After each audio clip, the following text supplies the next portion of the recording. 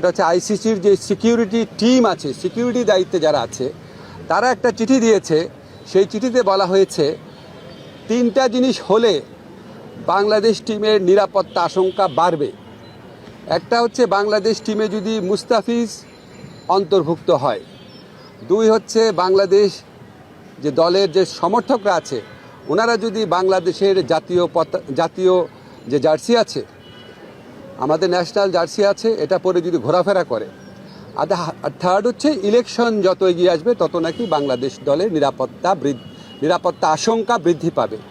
তো ICC security টিমের এই বক্তব্য সন্দেহাতীতভাবে প্রমাণ করেছে যে ভারতে বাংলাদেশ ক্রিকেট টিমের T20 বিশ্বকাপ খেলার কোনো রকম পরিস্থিতি নাই।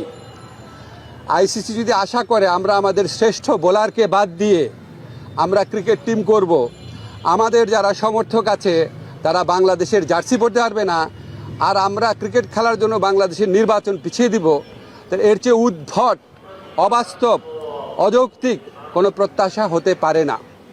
আমরা মনে করি ভারতে যে উগ্র সাম্প্রদায়িক পরিস্থিতি বিরাজ করছে এবং বাংলাদেশ বিদ্বেষী যে পরিবেশ বিরাজ করছে, বিশেষ করে গত 16 মাস ধরে বাংলাদেশ বিদ্বেষী যে অব্যাহত ক্যাম্পেইন চলেছে, এটার প্রেক্ষিতে বাংলাদেশের পক্ষে ভারতে ক্রিকেট খেলা অসম্ভব ব্যাপারে পরিণত হয়েছে।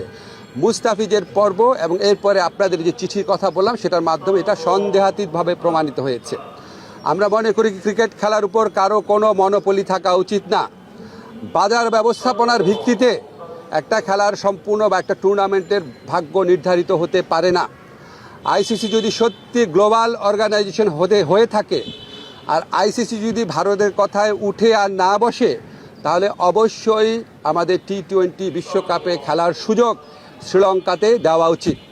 এই প্রশ্নে আমরা কোনো রকম নতি স্বীকার করব না। 2টা ভেন্যু তো ইন্ডিয়াতে, আর জিজ্ঞেস করছেন কেন? আমি তো বললাম ইন্ডিয়া মানে তো ইন্ডিয়াই। ইন্ডিয়াতে কি আপনি মানে আমরা ইন্ডিয়ার কথা বলছি, আমরা তো কলকাতা বলি নাই। সো আমাদের বক্তব্য, যদি আপনার কলকাতার থেকে চেঞ্জ করে অন্য ভেন্যুতে দেওয়া যায়, শ্রীলঙ্কা দেওয়া যায়, কোনো সমস্যা না। আমি পত্রিকায় দেখলাম, আমি জানি না সত্যি নাকি মিথ্যা, পাকিস্তান নাকি আমাদের টুর্নামেন্টগুলো আয়োজন করার প্রস্তাব দিয়েছে। পাকিস্তানে করেন, কোনো সমস্যা নাই। সংযুক্ত আরব আমিরাতে করেন, কোনো সমস্যা নাই। কিন্তু যেখানে আমাদের দলের একটা প্লেয়ারকে খেলার পরিবেশ নাই, এই উগ্র সাম্প্রদায়িক শক্তির কাছে মাথা নত করে ভারতের জাতীয় ক্রিকেট বোর্ড, ন্যাশনাল একটা অথরিটি, তারা যখন বলে তাকে এখানে খেলানো না হোক, এর চেয়ে বড় প্রমাণ আর কি আছে আইসিসির সামনে? বুঝলাম না।